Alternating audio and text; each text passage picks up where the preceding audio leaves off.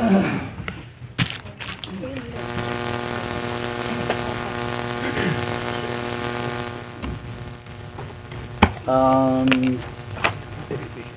do we have copies of the minutes for September 29th? I have this on my. I don't believe you do. I was looking at my list. You do? Do they have? Yeah, okay, y'all do have the minutes. Okay, I'm looking. Nancy has them. Voila. These? Oh, but not copies for everybody. Right. Oh, They were. they were. They were. Very well. I've got my email up. Okay. Any comments or suggestions Adam, thanks, to the Adam. minutes from September 29th, UDC public hearing? Motion to approve. Second. I have a motion by Mr. Andrews, second by Ms. Bessie for approval. Please vote.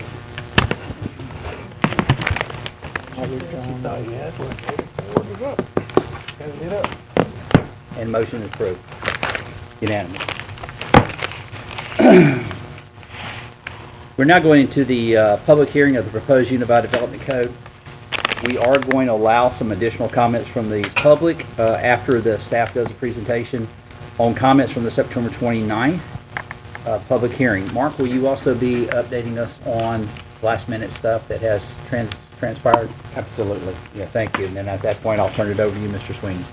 All right. What I'm going to do first, and I'm assuming... I'm sorry, Mark. Let me do my opening comments. Oh, sure. I have Go another right- sheet. go right Let me ahead. cover that real quick.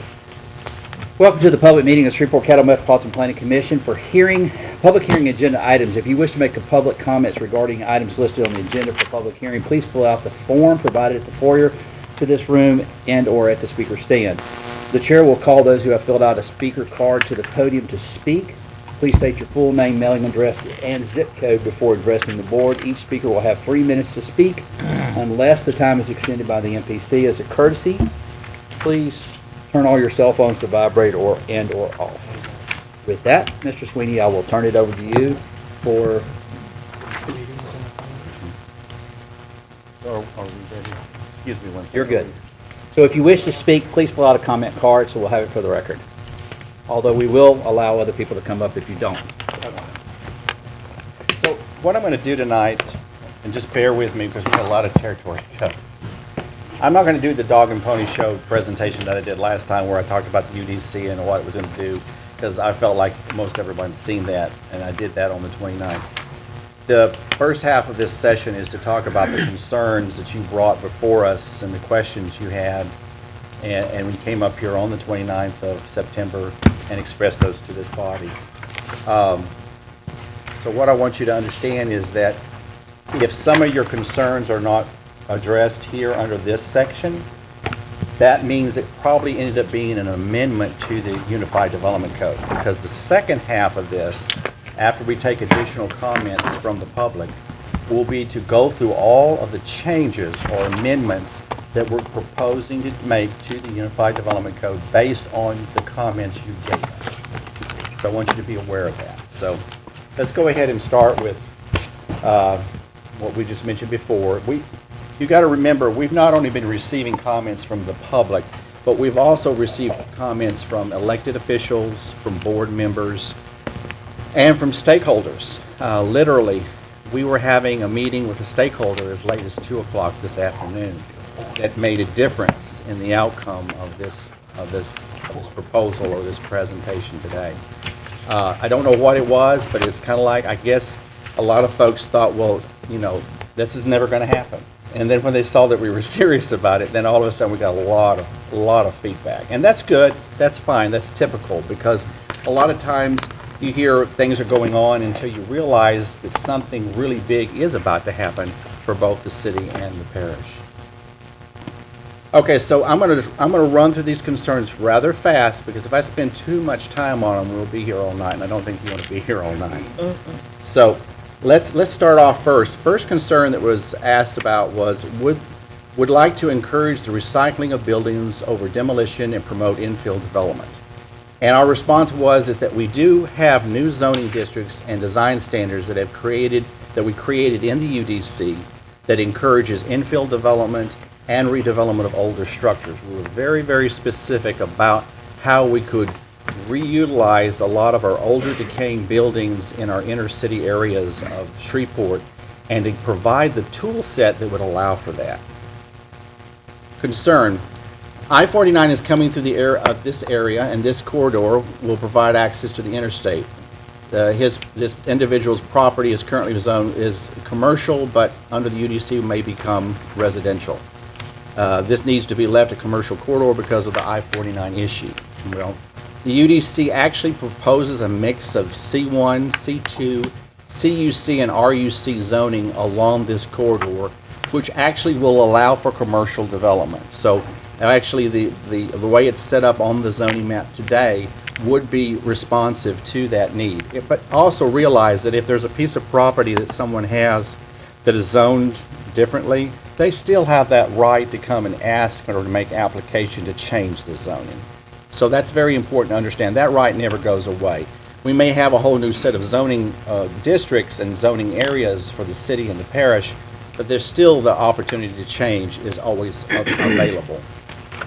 Doesn't want to create unreasonable expectations on some of our older neighborhoods.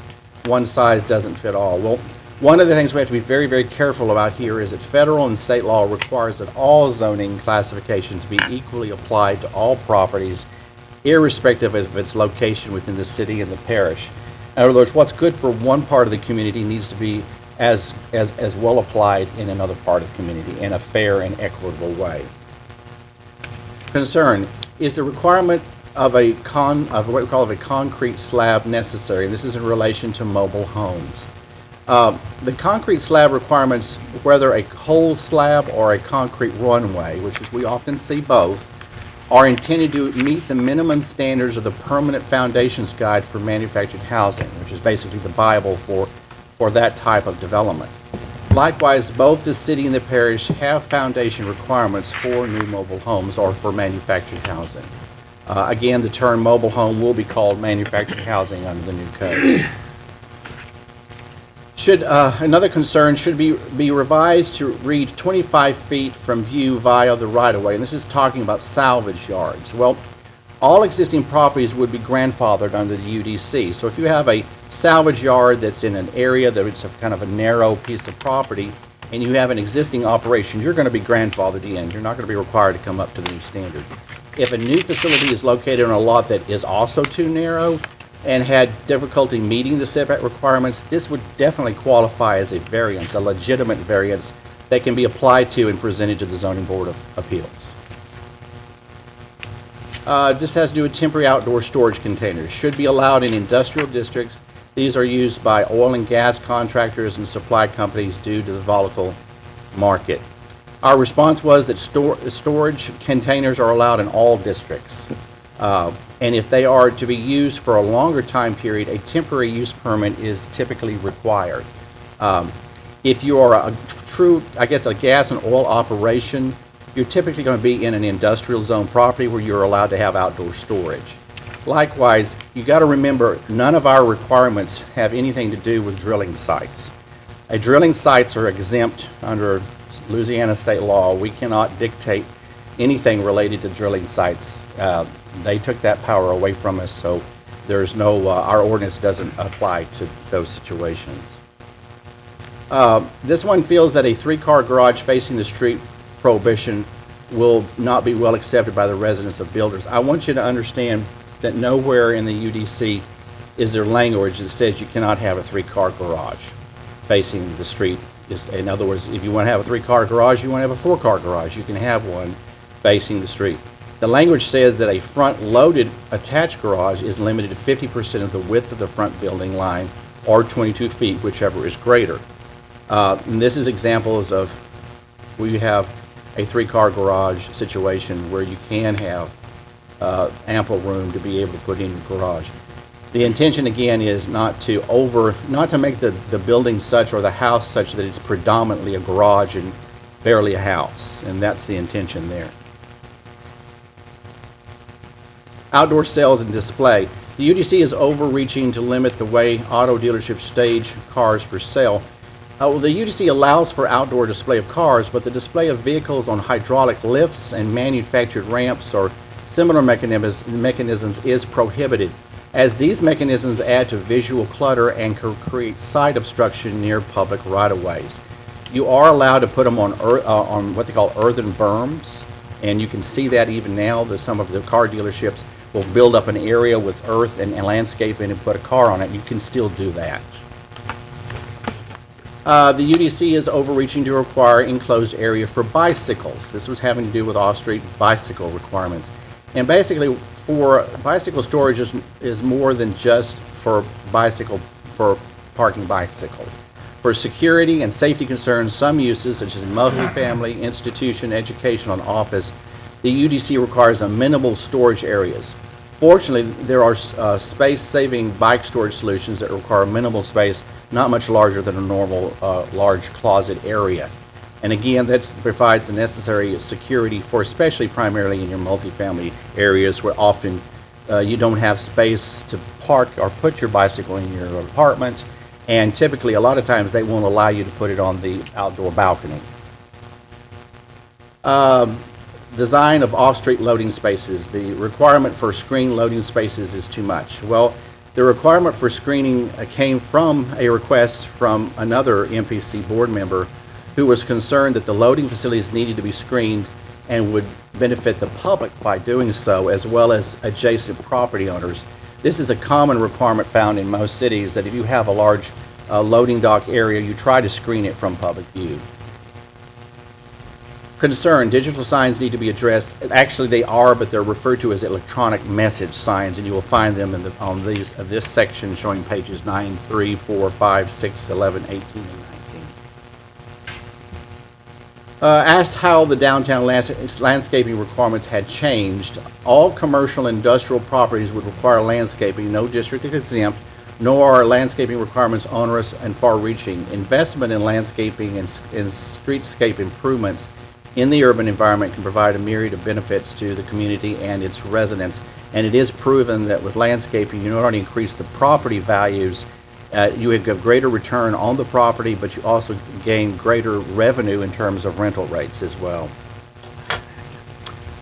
Disagrees with having to provide botanical names of plants. The reason why we use the botanical names for plants is because that's the lingo for landscapers and for contractors that put in landscaping, and it makes it very clear for them to know what exact plants that they're planting. When they go and order from a nursery, they actually ask for those botanical names. So we're just trying to utilize the same language that you would do anywhere in the United States, because the names for botanical plants varies from region to region, and you won't get the right plant unless you use the botanical name. Remove language requiring the plants must meet AAN standards, as they may change without notice. And this has to do with the selection and installation of plant materials. The AAN standard has been the authoritative voice of the commercial landscaping industry and is often called the Bible of the industry. Nationally, smart growers, landscape architects, and landscape contractors rely on these standard planning advice and expertise. So this, including that language in the ordinance, actually makes sense, because that's what, again, I go back to what landscapers use, and they utilize that in doing their business. After hearing from American Electric Power Company, SWEPCO, I feel the height of 25 feet should be reduced to 15 feet that is for trees, due to secondary power lines at a height of 18 feet to 20 feet. The MPC feels that no matter what tree is planted, and remember, we have a plant list that actually recommends or actually asks for the developer to put trees that do not grow over a certain height. But as you well know, you can never determine exactly how high a tree is going to grow. That's based on soil conditions, rain, or whatever. But in a general average, this is the best we can do. So in this election, basically the MPC feels that no matter what tree is planted, nothing in this section shall be construed to prohibit public utilities from pruning or removing trees that encroach upon electric, telephone, or cable lines, transmission lines, gas, sewer, or water. So they still have the option, if the tree happens to grow larger than what it's supposed to, they have the right to cut it back. He's not opposed to tree preservation, but feels that on properties on the outskirts of town, it would be onerous for developers to have to pay a surveyor to do tree mapping. The tree removal checklist would actually procedurally require the identification of significant trees or groups of trees to be removed, all of which may be shown on an aerial photograph by clouding and labeling the areas where the trees are actually located. No extensive tree survey, which is definitely expensive, would be required in the UDC. Developers have a problem of filling floodplains for development, and if they can't remove trees, this makes it even a bigger problem. Well, the UDC does not prevent engineers or developers from removing trees from a floodplain. All the UDC requires is the applicant show which trees need to be removed for filling or on a tree removal plan, which can be submitted on an aerial photograph, again, just simply by clouding the areas that are being lost. Again, we just want you to tell us what you're going to get rid of. It doesn't keep you from getting rid of the trees that you have to get rid of. We understand that when you do the fill, a lot of times trees will be destroyed, cannot be maintained. We totally understand that, and the UDC does not block you from doing that. Tree replacement plan. The MPC should not require a tree replacement plan. A tree replacement plan only is required when trees that were identified by the applicant on a tree removal plan to be preserved but were damaged or destroyed during construction and removed. The UDC requires those trees to be replaced. So if you're out there developing property and you've identified the trees you're going to remove, but you show the trees you're going to keep, and then if we get further into the development process and those trees are removed somehow or destroyed, we're simply asking you to replace the trees that you promised you were going to keep. I think that's a fair trade. Tree replacement plan is concerned that we might be creating a czar to approve more things than we should. That is why we have the board. The UDC does make provisions for appeals of the decisions, my decisions as executive director or whoever my predecessor may be, where they can, or my successor, not my predecessor, my successor, where appropriate. So basically there's various locations within the UDC that says, if I make a decision on the site plan and you don't like my decision on the site plan, you can appeal it to the board. And we knew we had to maintain those pathways for appeal. That's always important in every type of document like this, so that you have that opportunity. Because if I'm wrong, I'm wrong, but the board will make that final decision. Feels that cemeteries, mausoleums uses are very specific to certain zoning districts. Well, basically, we identified those in our use matrix, and they would be located in what we call residential agricultural, RA, or residential estate, or in your open spaces. And that's kind of typically where those uses will fall. We don't have a lot of requests for cemeteries and mausoleums, but when we do, we feel like we have the appropriate layout to address those concerns.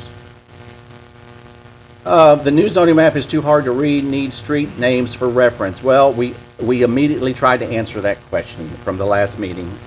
We realized that when you go on there to print out the actual document and the matrix and the map, that it becomes somewhat difficult if you're not real computer savvy. And so instead what we did is a new, more readable zoning map has been uploaded to the UDC website. That occurred on October the 11th. Which showcases all street names and all zoning districts, actually down to each parcel of property, so that even if you don't have the legend right next to you, you will know exactly what the zoning is on the property you're looking for, because it'll be actually labeled on the parcel. The proposed zoning map can be downloaded on the UDC website. Large prints are available at a minimal cost by contacting the MPC office. So if you need a large map of just your neighborhood and you would like to get a close-up view, we can provide that for you. Had concerns and questions about the use and placement of pre-built structures on property. We actually, in that situation, we have to defer to the city and the parish's adopted building code. That's what dictates what types of structures are allowable in any type of project or development. We always have to adhere to the adopted building code. Okay, so I'm not going to go into the amendments yet. And so you may have thought, well, my comment didn't get addressed, which likely that means it was an amendment. So I will address that later, but right now we're at this stage of the process where I'll turn it back over to the chair for additional public comments from the audience.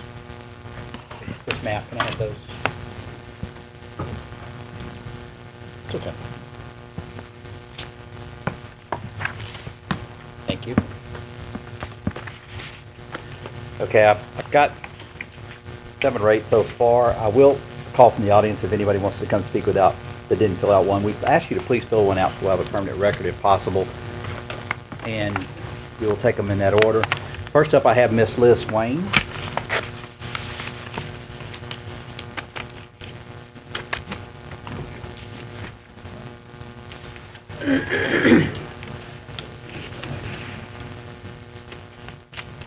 Just in case there's 1 or 2 people in the city that don't know who you are, please state your name and address for the records. Absolutely. Liz Swain, 416 Cotton Street, Shreveport, Louisiana, 71101. Happy to be here this evening. Thank you very much for hosting this. It's good to see all of you. I just wanted to share with you, you may have read in the newspaper, we had a gentleman in town last week by the name of Charles Marone, Chuck Marone. He runs a media organization called Strong Towns. He's a writer, he's a blogger. He goes around the country speaking to different organizations. It's all about creating strong towns, financial resiliency. I was happy that Mr. Sweeney was there listening to some of the things Mr. Marone was talking about. When I had the chance to tell Mr. Marone, he goes all around the country, that the city of Shreveport and Caddo Parish have a zoning code that is from the 1950s, he looked at me with horror on his face. And he said, wow. He said, you know what's better than that? I said, what? He said, no zoning code at all. He said, I can only imagine the problems that you've had with this outdated zoning code. I said, well, we're trying to deal with that. We all know that the devil is in the details in the UDC. This is something completely new, completely different. We are unused to it. We are having to wrap our hands around it. I want to tell you that staff has been very responsive to all of the questions that I have put forth on behalf of the Downtown Development Authority and the Downtown Shreveport Development Corporation, and I absolutely appreciate that.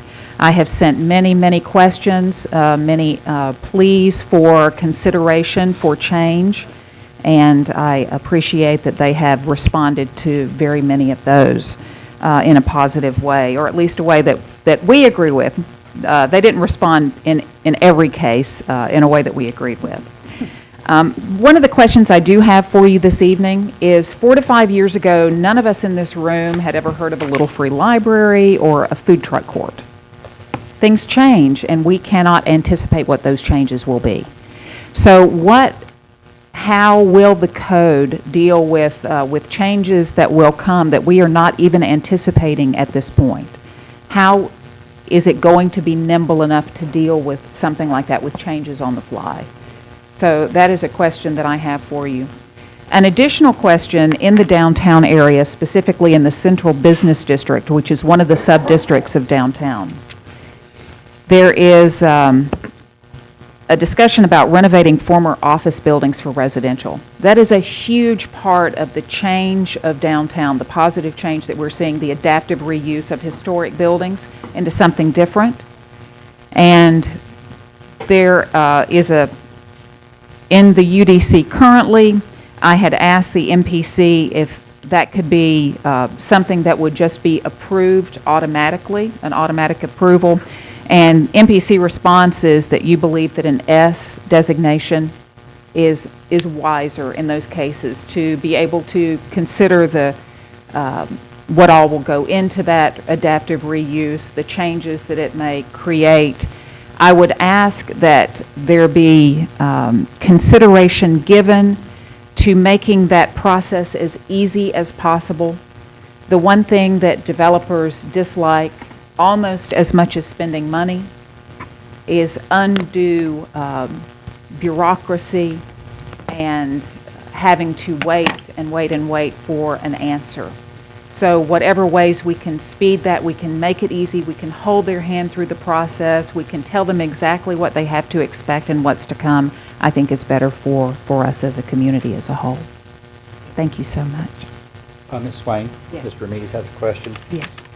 We spoke before when I understood that they would remove the exemptions on landscape requirements from downtown. Mm-hmm. So to make the parking nightmare that we have downtown even worse, because it would require you to remove some of the parking spaces and plant trees and plants. Mm-hmm. Now, having owned the building downtown, I know that that's the first question that people ask when they want to rent space from you is, Mm-hmm. where's the closest parking? How many spaces do you have?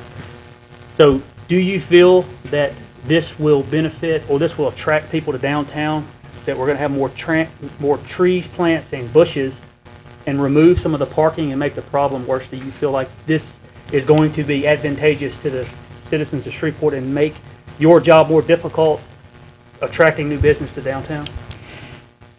Ronnie, I can answer that in so many different ways. And I'm really of two minds about it, to be quite honest.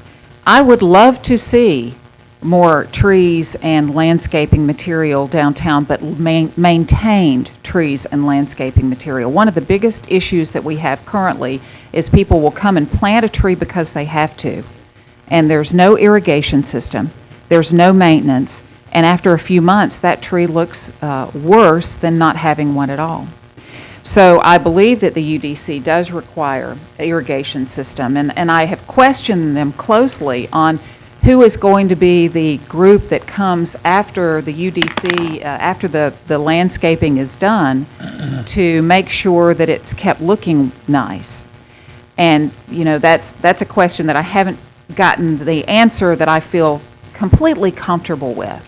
I know it's supposed to be property standards, but we know that property standards has a lot on their plate already.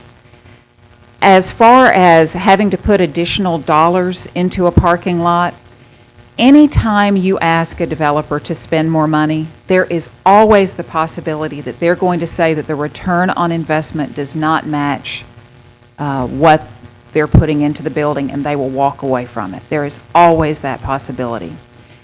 I have had some surprising conversations with some developers downtown and asking them if they were repaving their parking lot or creating a new parking lot, if they would be willing to do landscaping. And a couple of them have told me that it would not be a problem, and some of them have told me it would be a problem. I think this is really one of those case-by-case basis issues. So unfortunately, that's a meandering answer to your question. I understand. I just want to be sure that if we're going to get the public benefit one way or another, if that's going to be the case, or if I talk to you a year from now and you're flustered because you're having such a tough time because they've removed, in development, they've made your parking problem that you deal with probably more than anyone Yes. worse. We deal with it quite a lot, we do. But from my understanding, those won't kick in unless the parking lot is repaved or expanded? Yes, that answer your question is most cases of most of the projects that you're talking about, if they come in and redo an office building and turn it into loft apartments, they can do so without having to add on additional landscaping. It's only when there's an expansion of a building or an expansion of the parking lot, and it's a certain number of parking spaces that triggers that. For the most part, someone can come into an existing facility, renovate it, and not even have to adhere to the landscaping requirements.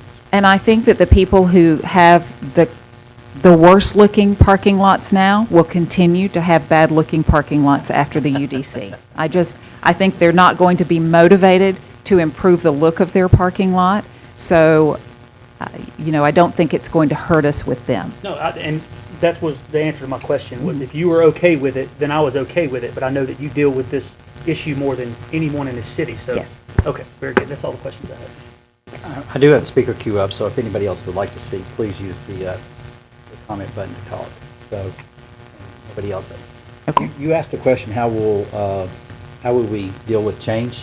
Mm-hmm. At the last meeting we had about the Unified Development Code, I made the comment about Apple has released the 10.0 version, and thought it was a perfect version. They're the wealthiest corporation in the world, and I'm not, some of y'all heard this story. And then 10 days later, they did 10.01, and about 10 days after they did 10.02. Our intent is to get the best version out the door they want, knowing good and well that we're going to have a 10.01, or in this Good, case, good. 3.01 and 3.02. Good. So, because that's our version number. So it's going to have to be a living document, because Good. you can't take 1956 or 54 code, I think it's 56. 57, yeah. 57 code and jump to 2006. Well, it's going to be 17 before it's implemented. Right. So it's a big leap. It is. You have a very big geographical footprint, city of Shreveport, size of Manhattan, I believe, somewhere around that size. And so there's just a lot of moving pieces. And, the people from Camiros are here, correct? That's right. I did recognize them sitting down there. and being as hidden as she could possibly be. But there's going to be amendments to it. You know, there are going to be some little free libraries that we didn't see. That's just a given. So you can't rewrite every code and ordinance in the whole city and 5 miles outside. Not have some little free libraries stuck You're out there right. somewhere. So You're right. we'll Thank just have to you. deal with them when they crop up. So, and there is a mechanism to do that, and we'll move forward. The saving grace is this thing gets passed, it's unified. We don't have different in the city and different in the parish portion. It is one, and that's always been a problem as well. So that's what we are. Thank you. Thank you. Mr. Colvin, I'm sorry. I'll pass. You'll pass? Got it. He deferred. Thank you. Okay, thank you. Next up is Mr. Tom Arsenault. After that would be Dr. Philip Roseman. Good afternoon. My name is Tom Arsenault, 536 Jordan Street, Shreveport, Louisiana, 71101. Thank you very much. I again say what I said the last time. Bravo. Let's move forward. I have a couple of questions.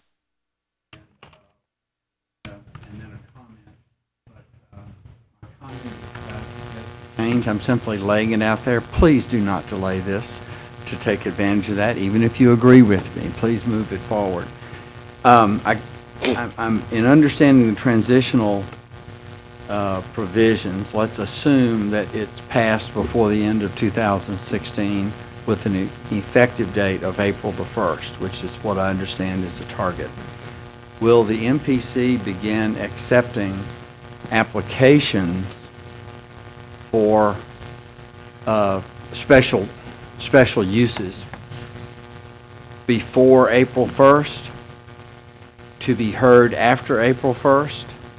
The transition talks about things that are applied for and scheduled for public hearing before the effective date, but it doesn't say anything about when you might start taking the, in other words, are we going to have a 2-month dead period by not taking it? That's the first question. I think No it's- answer? I think it's, I will give you an answer. I'm gonna assume that any case you think would happen that would actually be heard or, and with the executive director approval on a site plan that you knew was gonna come after the April 1st date would be under the Unified Development Code and the new, Arista, I'm going to let you answer that question because you're better at this than I am.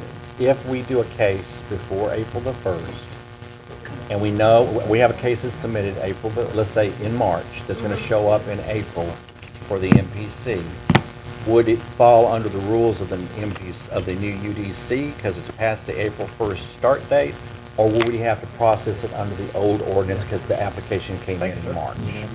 Arista, correct? Yes. Thank you. And you may, yeah. To the mic, step just aside, just because I want it so it's on the recording and Okay. everything. What you can do, what I've seen done in other communities is you do end up with this period between, we've got the old code still in effect and the new code doesn't start until April 1st. Right. You can accept an application for anything that, say somebody wants to apply under the new UDC on April 1st. You can kind of internally process it, but you can't schedule it for anything. So you can't schedule it for a public hearing. So you can have, a lot of times what I see happen is developers and applicants come in early, say, they want to make sure that they get in and they want to work out the kinks under the new UDC before formally submitting the application. So that's what you want to avoid is the formal submittal, but you can kind of get everything ready to go. And then on April 1st, that can come up for hearing or review. So if an application, let's say I submit a zoning request on the 1st of March, and I know that it's for a deadline, and then I know I'm going to be heard at the April MPC. You're going to be preparing under the UDC, the new UDC. Preparing them for under the UDC. Right, because whenever you come up for your hearing or your review, whatever that date is, it's whatever code's in effect is the one that counts. So it's a little tricky scheduling, but I think you can work it out. Most places work it out with the applicants as they're coming in, letting them know that this transition is happening. Let me clarify, I know Alan mentioned it, but Camiros is the consulting firm that has been working on this for the last 4 years, and Arista is our main project manager related to working on the UDC. So that's why I asked her to answer that question. For the record, full name, address, and zip code. Oh, okay. Arista Strungus. You have fun finding this on Google. 1703 West Catalpa, number 2E, Chicago, Illinois, 60640. Thank you. We have to have that for the record. Okay. And we'll come back to Tom if that. Thank you, Liz. Thank you. We don't really answer so much Lawyer questions at level. that I am, Uh-huh. I think I would prefer that be clarified, and not for tonight, but I will suggest some clarifying language I think it will be in section 1.4H. Second,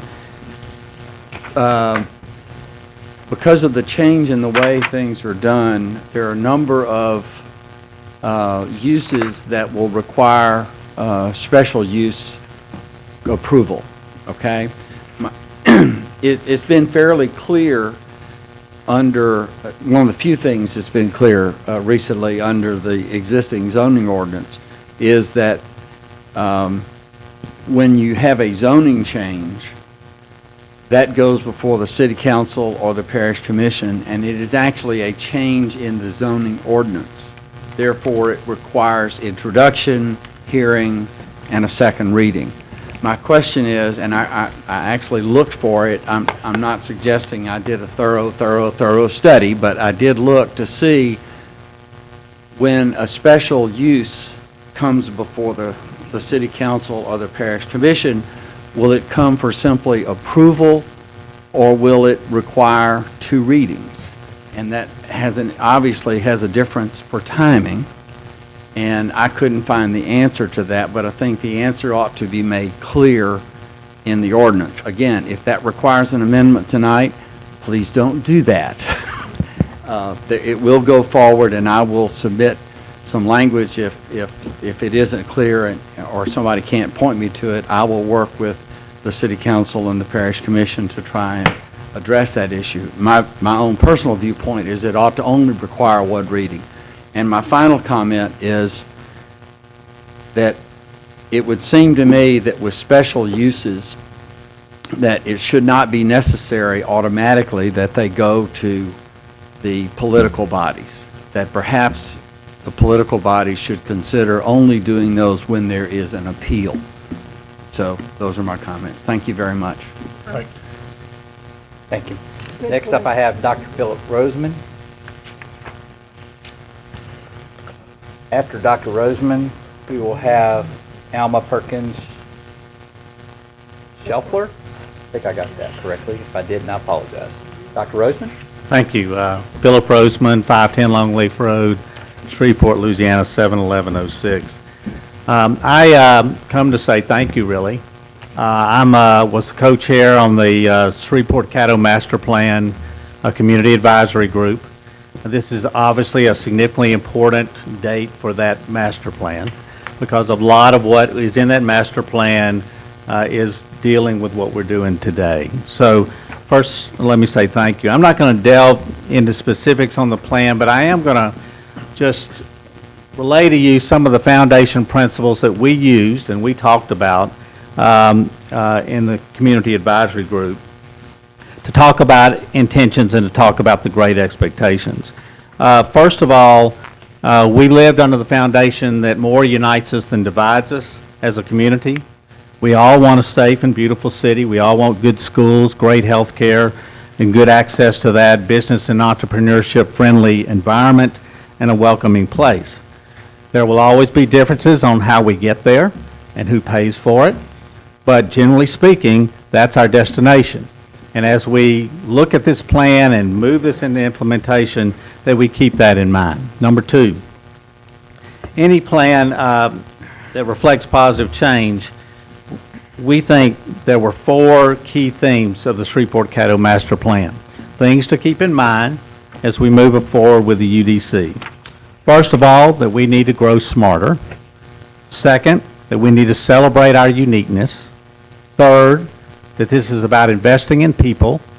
And lastly, about investing in place.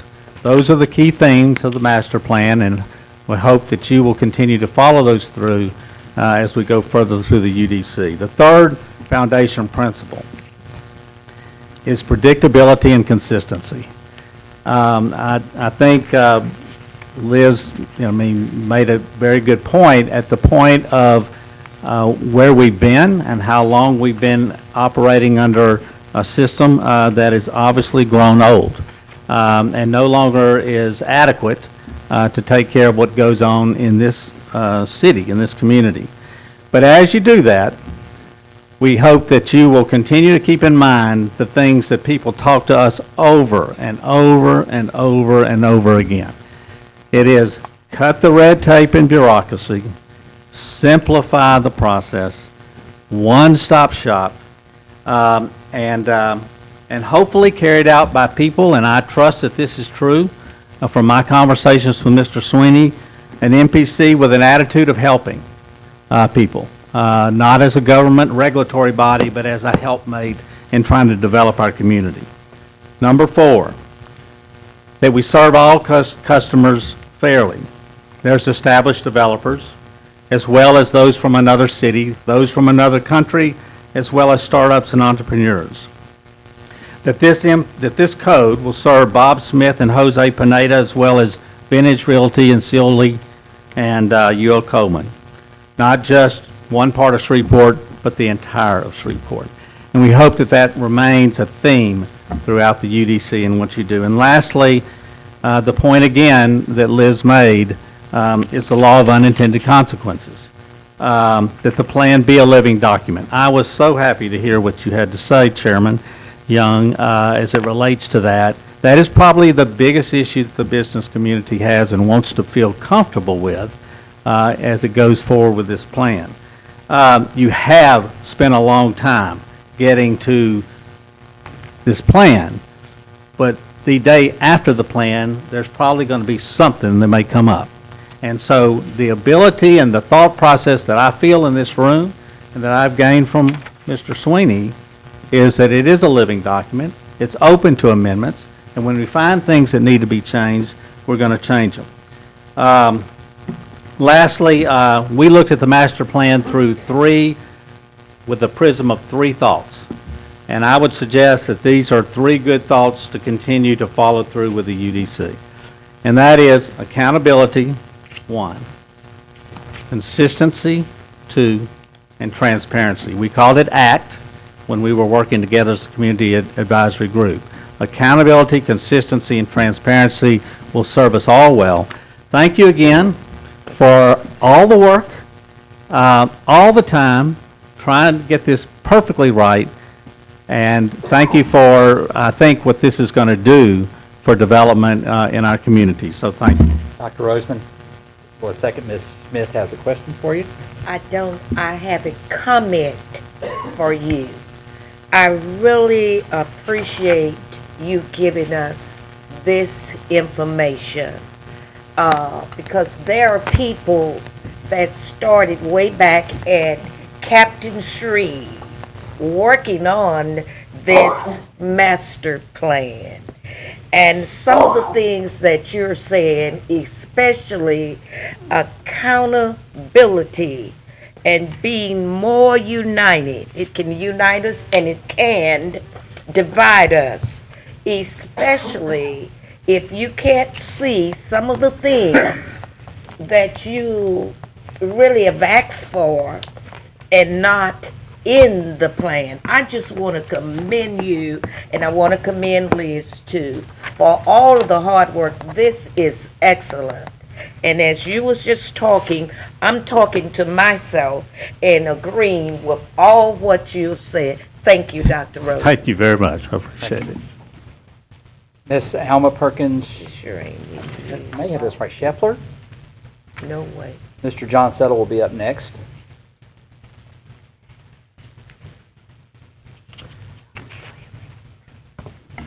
Yes, ma'am. Would you help pull that microphone? There, Let's right, see, you I'm a got it. little shorter. Can you hear me? Yes, would state your Okay, name and address for the record, please. I'm hard of hearing, so you have to speak up when you speak to me.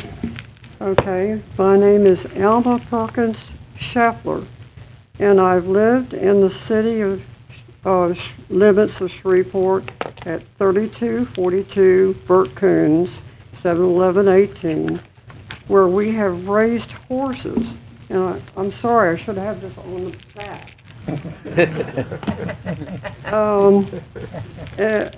for more than 40 years.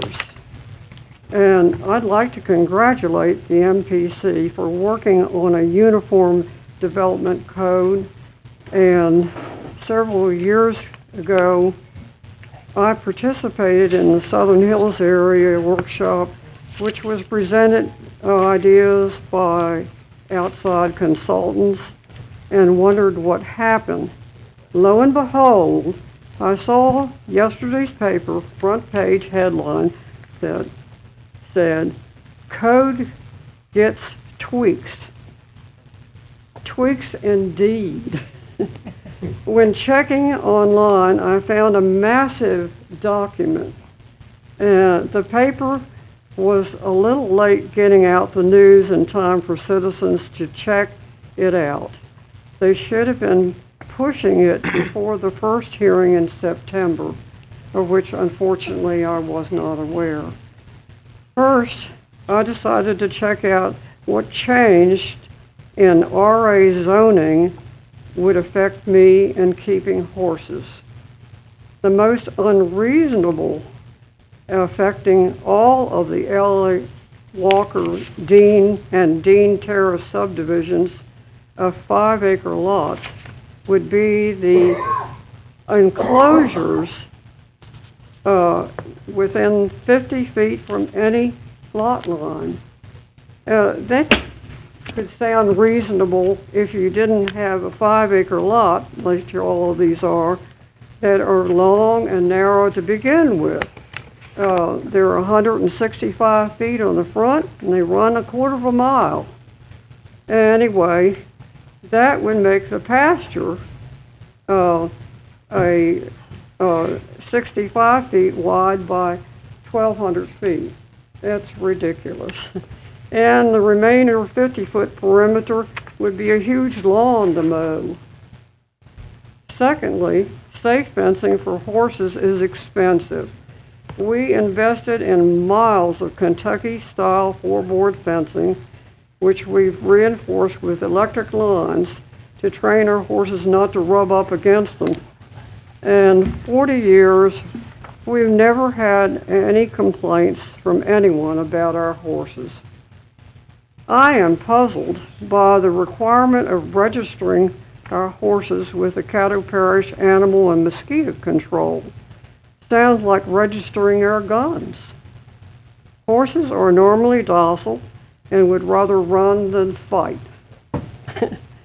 Because our horses transport to other venues, they all have annual negative Coggins certificates of record, and that's with the state. Okay. So, frankly, you know, I will say that you are too liberal with the number of horses allowed, because the main concern is fly control, and that means good management on the people who keep the horses. I can understand that maybe that could be, you know, a health concern, but if anybody likes horses like I do, you're more concerned with keeping the flies off of them as is with anybody else. Ms. Scheffler? Ms. Scheffler? It's nice to have Ms. Scheffler? all the improvements proposed.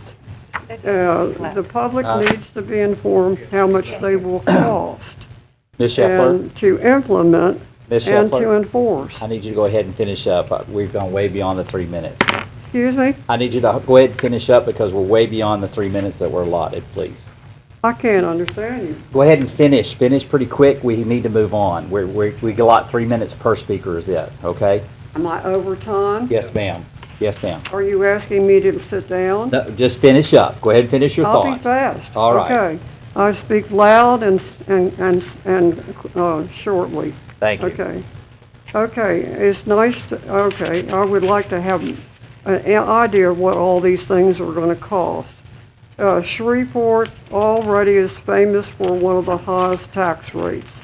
Will the Caddo Commission and the City Council still have public hearings and oversight of the MPC rulings? In my opinion, the city is becoming like the feds. Do we really need to pass a bunch of new laws when all we need to do is enforce the ones we have in place that could solve a lot of our problems. I'll leave a copy of the speech for the MPC to reconsider my points before arbitrarily passing on this draft of the UDC. Thank you. Okay.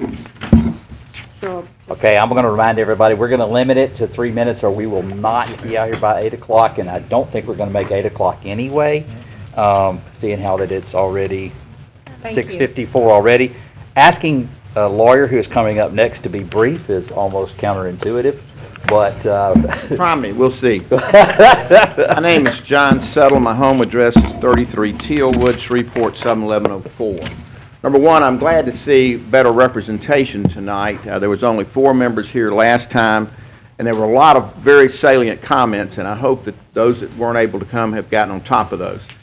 Secondly, I'm a little disappointed that your presentation today, you could not have had that printed out. Many of us came here early, and you flashed up your answers to questions, but seemingly we could have had those out there in the foyer, and we could have reviewed them before you put them up, or even reviewed them again.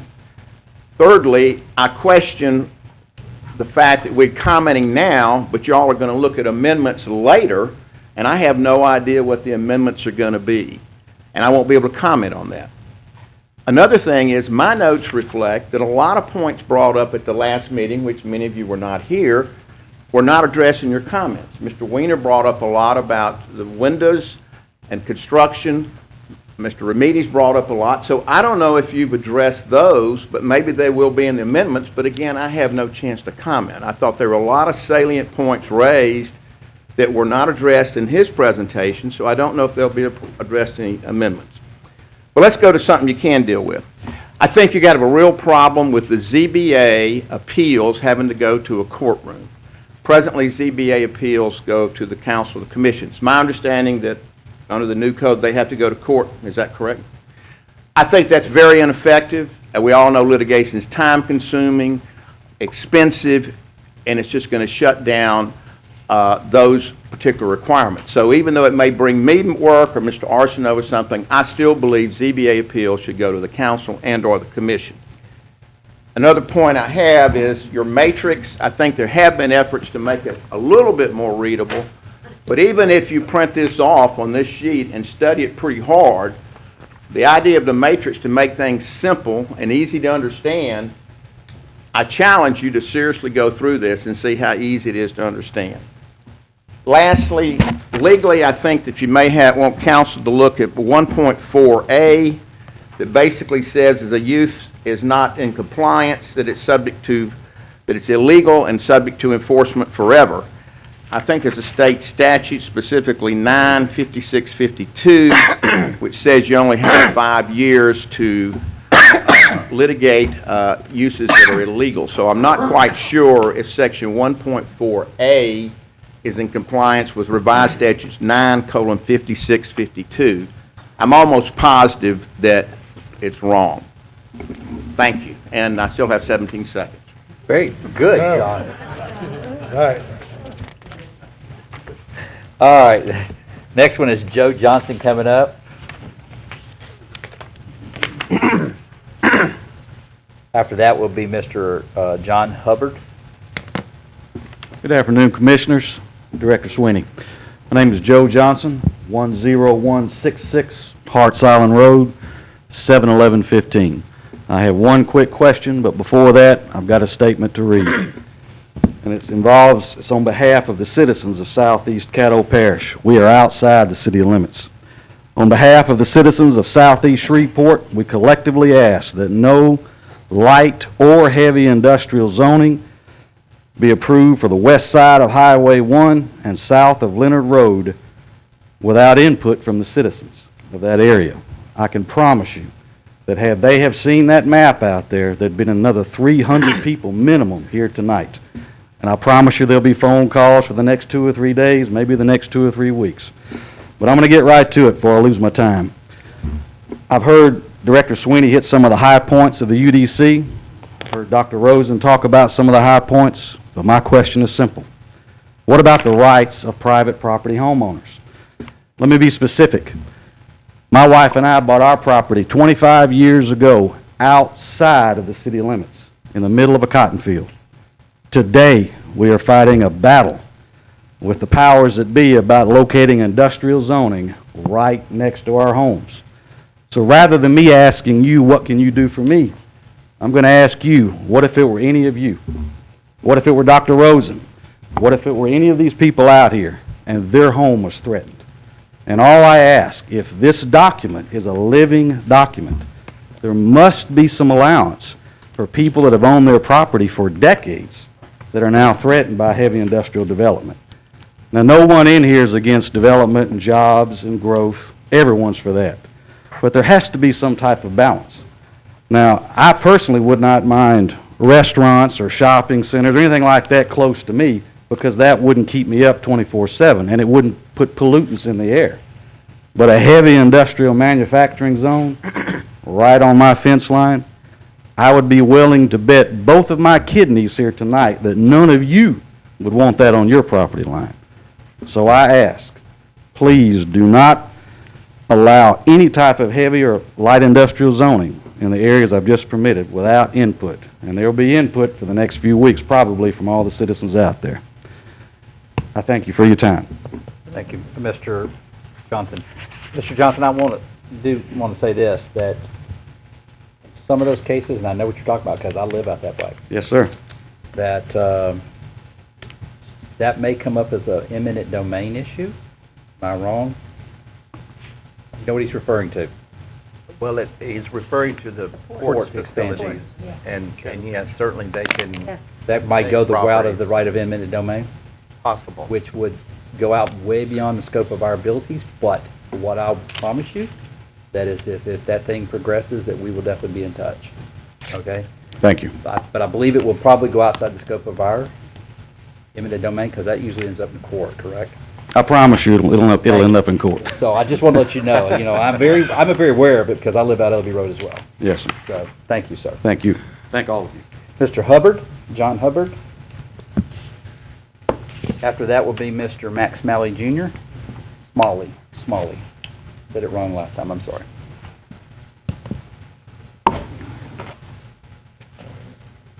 John Hubbard, I moved.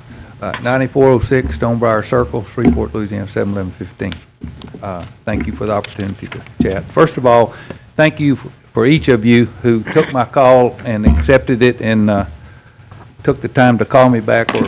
It was very much appreciated, and we got some matters discussed that and it was at least therapeutic for me, despite what y'all may have come up with. Secondly, appreciate the MPC staff who worked with us into that 2 o'clock hour this afternoon to work through multiple issues that were significant to us. And I trust and look forward to hearing that they'll be read, those edits will be read later today as a part of the insertion into the UDC. So thank you and appreciate your time and commitment to the town. Mr. Hubbard, Mr. Remedies Yes, has sir. a question. I just want to be clear, like I asked Liz Swain earlier, is what you've come up with now, you're comfortable with moving forward with? Because, Well- I mean, and there's no way for the staff to know, because I know they're trying, and Yes. there's no way for you to know, but what you both have come to an agreement on, we won't hear from you next week, or that you're not real happy with it. That's what I'm trying to prevent now. And I know they're honorable people. So if they read to you later what we agreed to today, we are completely in agreement with that. Yes, sir. Okay, just wanted to be sure. Thank you. Yes, sir. Thank you, Mr. Hubbard. Mr. Max Smalley Jr.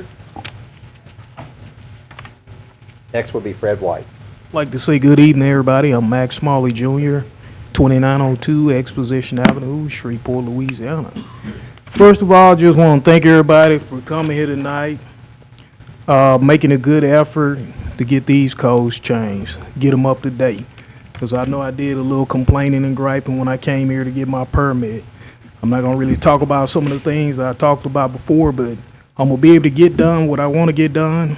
I may have to be a little patient and wait to April, or I may have to go ahead and do what I need to do right now. But I hope we can go ahead and get them passed, because I think there's some other things that are gonna be arising that's probably gonna tie you up if you don't go ahead and do what you need to do.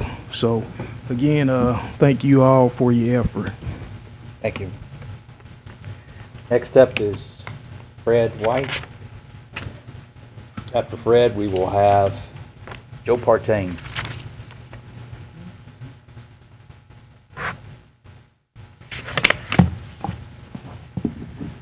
I'm Fred White, owner of Commercial Construction and Development. My address is 722 North Ashley Ridge Loop, Shreveport, Louisiana, 71106.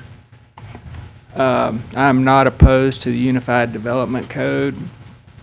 I am very concerned about some of the requirements and some of the requirements for construction types. I'm also very concerned about some of the items that are required for site plan approval. As I have suggested before, and along with many other engineers and architects, it's going to now cost people about $5,000–$10,000 to get site plan approval with all the requirements that are on the list now. Many of these items are really just permit matters that really shouldn't even be dealt with until it's determined if a project is viable or not. Not really a big problem for a Kroger development or a Whole Foods. It's a big problem for a small business owner that wants to build a 3,000 square foot building, and they're not willing to spend $5,000 or $10,000 to find out if they can do that or not. Some of the requirements for the application are really permit and engineering issues, should be dealt with at a later time. We have, over the years, done site plan approval applications for a lot of customers. I mean, maybe 1 out of 4 or 5 of those even goes forward, because many times they're not economically viable, and people are just in the stages of determining if they have a viable project or not, or if they can even afford it. I guess the biggest concern that I have about the whole thing is the economic viability of Shreveport. 10 years ago, my company had 95 employees. Now we have 35. I haven't built a new building in Shreveport in about 3 years. And I would say over the last 32 years, I have had 5 to 10 construction projects going at all times in Shreveport since 1984. We are building in Longview, Tyler, Monroe, Ruston, the Port, Bossier. There's not much being built in Shreveport. And, you know, strapping business owners with a lot of additional onerous requirements is just going to decrease economic development in our area.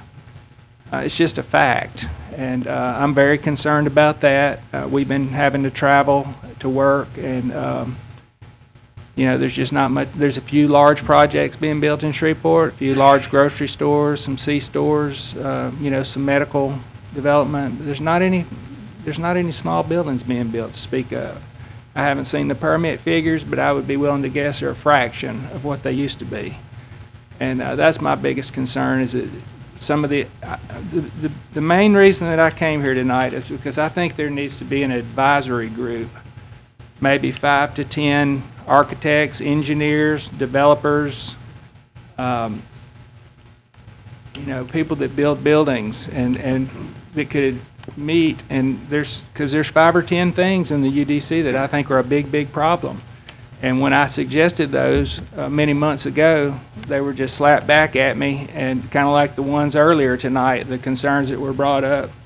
Mr. Sweeney basically said, we're not changing it. This is what we're doing. And that's kind of what happened when me and about 25 other professionals in town made our suggestions. They were rejected.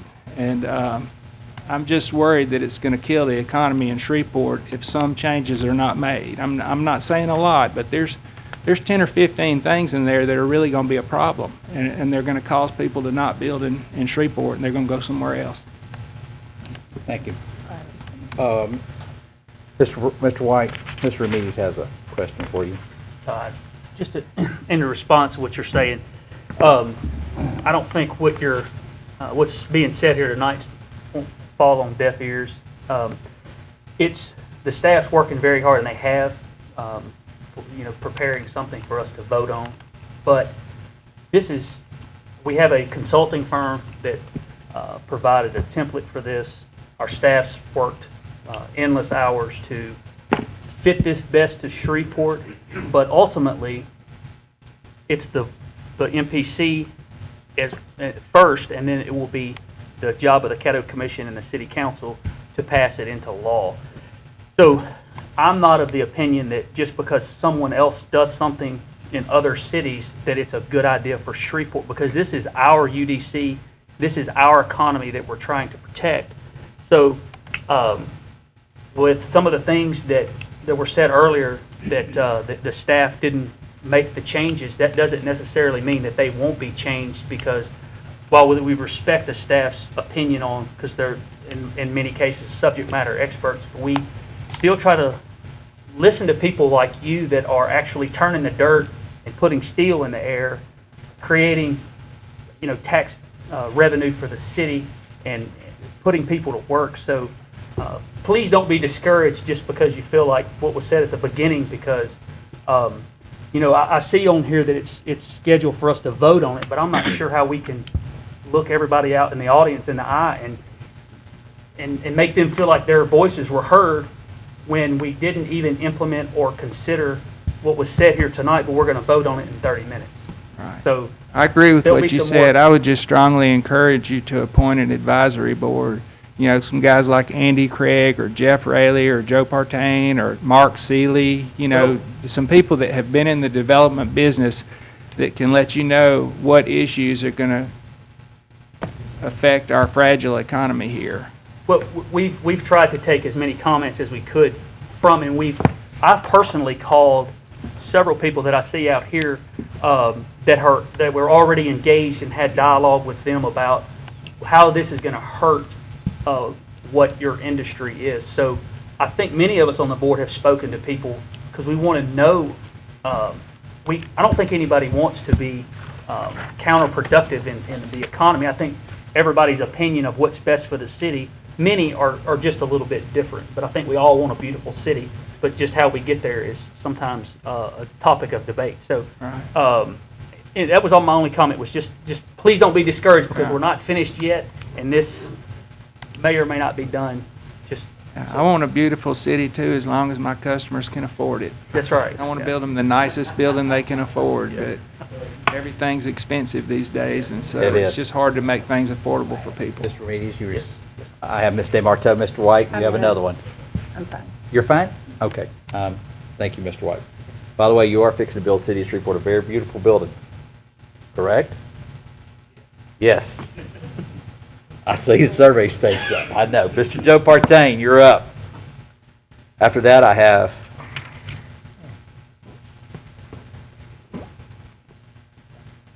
name is Joe Partain, 722 North Ashley Ridge Loop, Shreveport, Louisiana, 71106. I also am involved a lot with developers, real estate agents, brokers that are coming from, getting potential clients from outside the city, and so a lot of the requirements on here, which are on the general site plan review list, are what we always do. You got to do them to get the building done.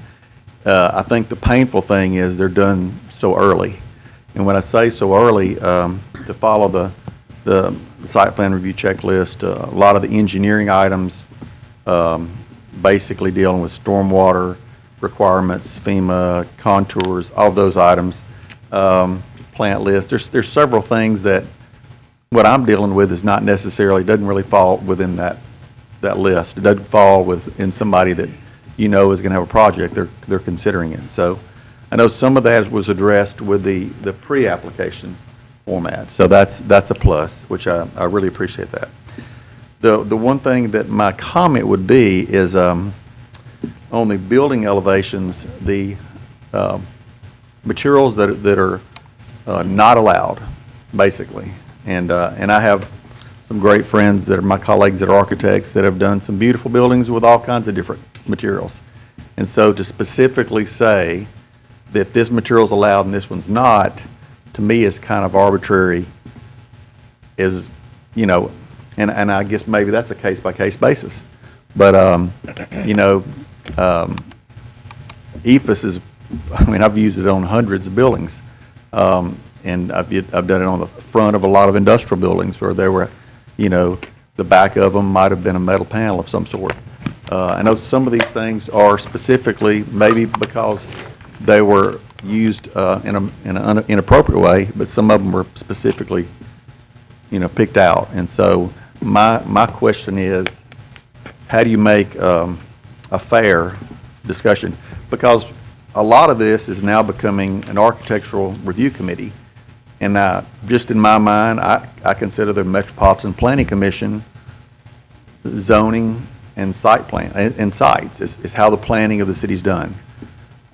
Maybe I'm behind the times and it's not like that anymore. But I'm just saying that, you know, working with the city of Shreveport Engineering Department and working with the building department and fire prevention is something I do every single day. I have great relationships with them, but I've never necessarily considered that where I'm showing the ADA handicapped accessible parking spaces might be in a better place as I get through the process. So my normal process is just it's causing a lot, you know, potential headache for people that are trying to locate here from out of town, and the realtors have kind of expressed that to me. So Joe, I have Mr. Remedies. Just one quick comment. I did want to say that the staff responded to some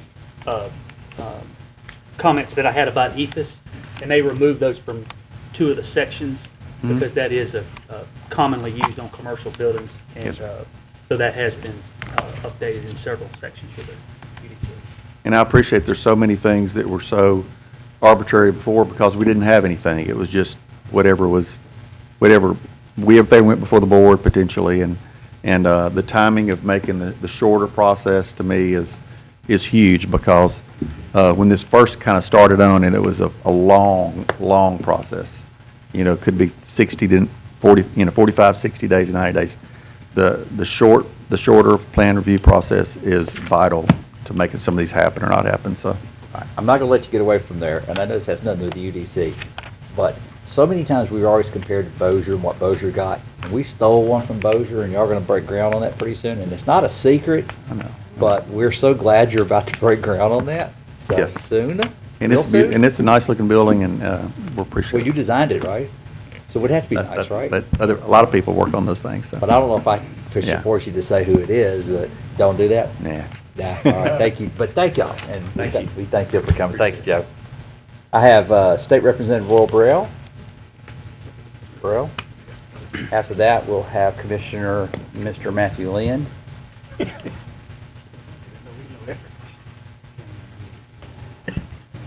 Good evening, Mr. Chairman, and MPC members, as well as our director. I only came really to listen because I was interested in any action that's going to involve redevelopment. As a former state representative and city councilman for the last 20 years, I've tried to enact legislation that would make it easier to redevelop our inner core area. And zoning changes is a necessary evil for redevelopment. I have 4 questions. After sitting here listening, will there be a more difficult rezoning process once the UDC is enacted? Secondly, does it place an undue burden on the MPC members or applicants because the legislation is enacted? The third one is, will there be a different rezoning process after the UDC legislation is enacted? And fourthly, will it be more costly to business or residents? With that, you can get back with me later. I can address those if you'd like. Sure. The zoning process will be pretty much the same, but what we've done is we've changed in the UDC is so that used to when a zoning application came to the MPC board, and if they denied it, that it didn't go forward to the city council or the parish commission unless it was appealed by the citizens. We've streamlined that process now, so that all zoning cases, whether the board approves or recommends denial of a case, will go straight to the city council or the parish commission for final decision. So it actually relieves the citizens from having to make an appeal because they're automatically going to get a second chance to hear the case and to plead their situation before the council or the parish commission. The fee structure for zoning was established last year, and it's still within a reasonable range. And we realize that you can't overcharge people, and so therefore the rates were set based on what other communities are charging. So we're not, in this document, we're not proposing an increase in the fee structure or anything at all. So the cost of rezoning today will be the same as it will be after April the 1st. So that will not change. So, so I'm assuming then, with all that you've said, that the process would be easier? I believe the process will be easier because what's going to happen is the zoning districts are going to be much better designed, and they are more structured in a way that people will be able to understand exactly what can be allowed in those zoning districts. So instead of having a guessing game of trying to figure out what you can and cannot do, I believe it will simplify the process so that people will have an easier way to understand what the zoning means and what they can do with their property. So to answer your question, I think it makes it easier and easier to explain to the public as well as to developers what they need to do in order to have property rezoned. Okay, I appreciate it. Oh, by the way, Roy Burrell, 2613 Lakeway Drive. I should have that down pat by now, shouldn't I? Representative Burrell. 1109. Mr. Murby. Yes, I had one comment. This is, you're a great person to ask this question to. I would like some feedback. I think some of the other members would too. We've heard several arguments on when you're talking about redeveloping in the inner city, some of the neighborhoods that have been forgotten, left behind. Now, we heard some comments from Mr. Sweeney earlier, who he hears comments from all over, so he kind of makes the best of what he gets, and so do we. But are you of the opinion, and you don't have to answer today, but this is what I'd like feedback from, because I've heard both sides of the argument, that when, if someone's going to come into an inner city neighborhood and develop, are you of the opinion that it's better to relax some of the standards and encourage growth, or do you say, wait a minute, my neighborhood is just as good as the Uri and 70, so I think the standards should be exactly the same, knowing that if you take that stance, you may not get it because the return on investment may not be there for a inner city community. So those are the type, you hear both sides of the argument, but they're both very valid. You can see where the person's coming from, especially if they live in that community. Do we hold out for something better that may never come, or are we okay with maybe relaxing some of the things? So can you see where we're kind of put into the middle of that? We don't know what really the best. Since I don't have to give a political answer now, I can say what I want when I want to say it now. I think it's sort of a mixed bag. I strongly feel that at one time, certain people were restricted to certain communities. We don't have that now. So I don't feel that sense of restriction that needs to be there. I think the easier we make it to redevelop, it's sort of like a tide that lifts all boats. As long as the people in that community have a voice in it, that's what's important to me.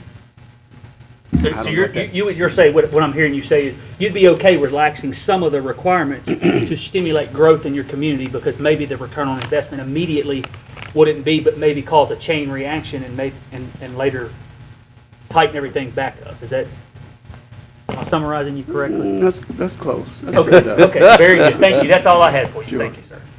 Thank you, sir. Mr. Lynn, Matthew Lynn? I'm sorry. Commission. Thank you. Commission President. Matthew Lynn, 627 Rutherford, Report 71104.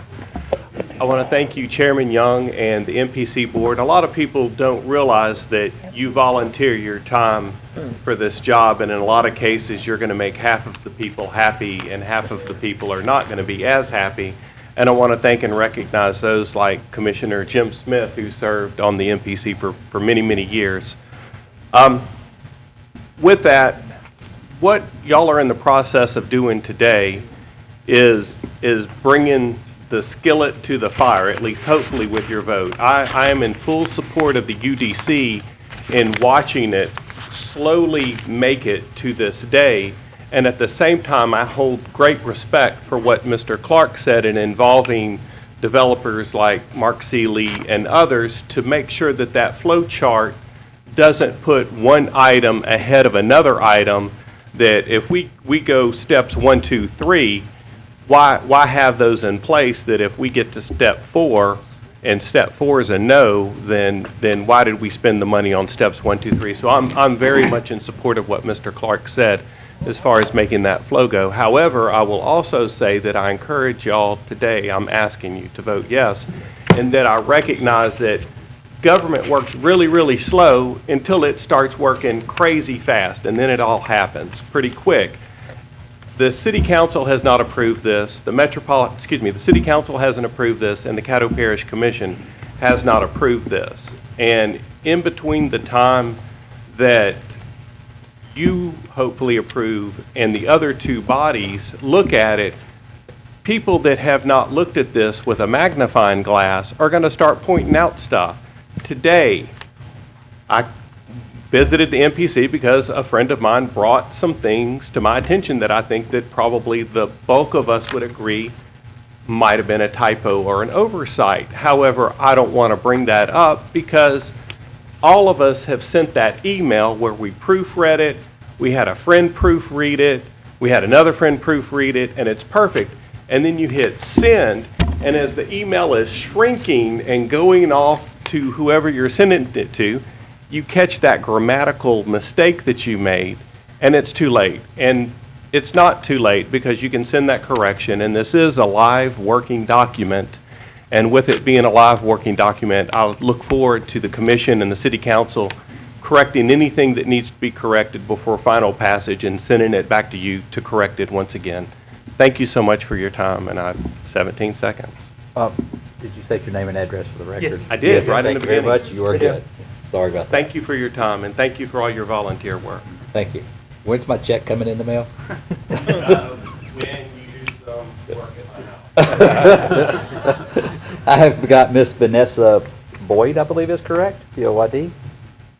And after that, we'll have Commissioner Mike Middleton. Hi. Are there still minimum build requirements for residential properties? Ms. Boyd, name and address for the record, please. Vanessa Boyd, 421 Boulevard Street, Shreveport, Louisiana, 71104. Ask your question again, please. Are there still minimum build requirements for residential properties? When you say minimum build requirements, exactly explain what you're saying. Square footage requirements? Right. No. Minimum square footage for lot size. Oh, yes. Yes, for lot size. In fact, the zoning classifications are actually explain that better than they do now. R15 means 5,000 square foot minimum lot size. R112 means 12,000 square foot minimum lot size.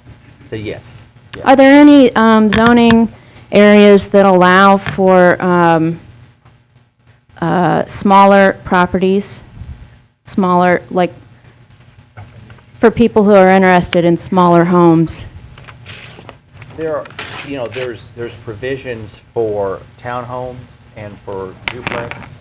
But not a single-family dwelling But for a small family? You can do zero lot line, single family dwelling. Yes, you can. So it's a smaller lot where you share a side of the yard with another lot. I mean, you can do that. Those provisions are still allowable in there.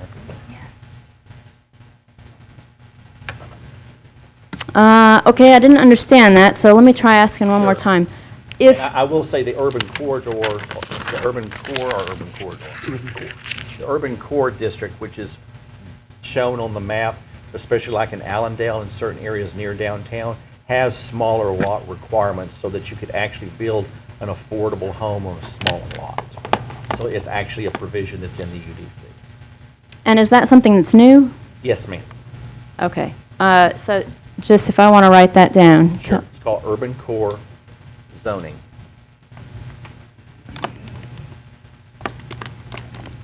And is that along the lines of what you were calling infill, earlier was an infill concern? That's what you're, what you're using to address that? Gotcha. Thank you. You bet. Article 3. Commissioner Mike Middleton. Article 3 gives through that, right?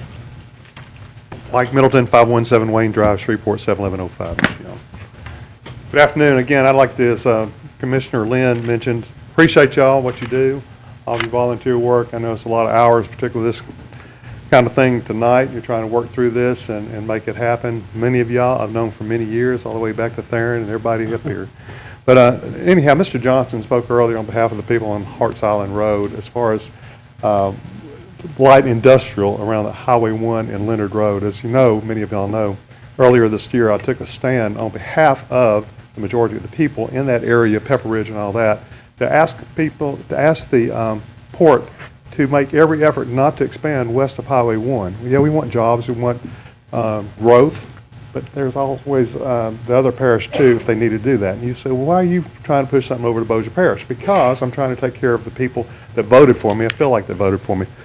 So anyhow, just, I don't know if I guess a different format, if I can ask you, the map out here shows that that's a light industrial that Mr. Johnson was asking about. And that was a total surprise to them. As you know, he stays very engaged with what goes on here. How did that appear on that? Did it go through the appropriate process, or is it just an anticipation thing as far as light industrial goes? It's an anticipation. That is a proposed zoning map. So certain properties were designated zoning-wise through this proposal process. When we unveiled the new map in January of this year and sent it around to different libraries so that people could see it as well as to view it as here at Government Plaza on a regular basis, we asked the public to give us comments. We asked them to come in and look at the map. And yes, there is industrial zoning that's on that side of the road that's near the port, but that doesn't necessarily mean that that's what it will finally be approved as.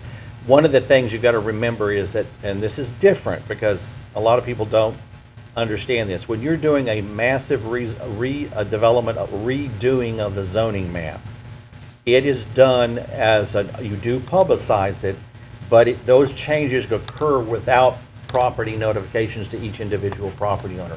Because what we're actually doing in most cases, we're changing B1 to C1 and B2 to C2. It's just a change in name.